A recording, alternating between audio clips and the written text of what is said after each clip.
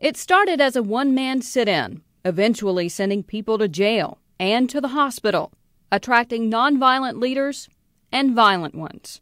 It became one of the critical points of the 1960s civil rights movement, yet many have never heard about what happened in St. Augustine, Florida. This is your story as much, if not more, than it's my story. Thank you, Ambassador Young.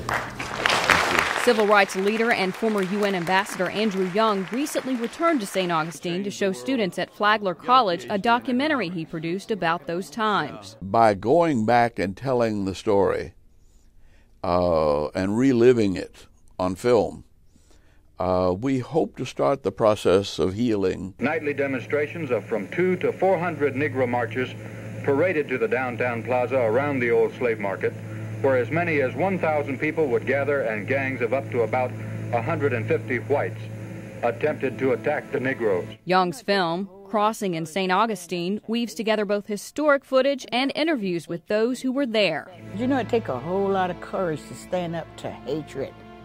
Have you ever seen hatred where they throw bricks at you, bottles, chains, and axes? We all experienced that by just marching. They started throwing everything they could find, and I know they had to bring a lot of that with them.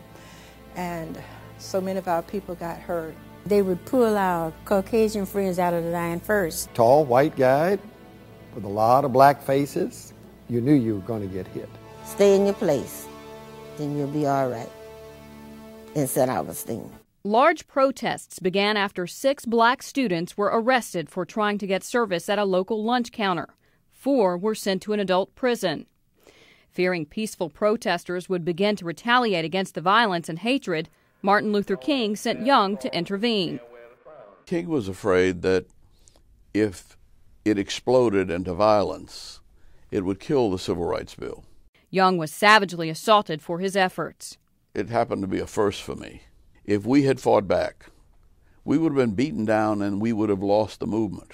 Segregated beaches were also the target of demonstrations, as was the whites-only Monson Motor Lodge and restaurant. When a group of protesters jumped in the Monson pool, the owner reacted by pouring hydrochloric acid into it. The incident was captured by the national media. President Lyndon Johnson, struggling to overcome a Senate filibuster and pass the 1964 Civil Rights Bill, voiced his concern to Attorney General Robert Kennedy. Our whole foreign policy and everything else go to hell over this. Yesterday in the swimming pool in St. Augustine, they jumped in and police jumped in, their clothes on, they started pouring acid in the pool. Before an audience of legislators and civil rights leaders. The Civil Rights Act of 1964 was signed 2 weeks later. It was probably the most rigorous test that nonviolence had, and we passed it. If we had not passed it, we could have lost the Civil Rights Act. And now a new generation is getting a chance to learn Young's history lesson. Thanks a lot. All right. Appreciate all you did for us. April Williams, CNN, Atlanta.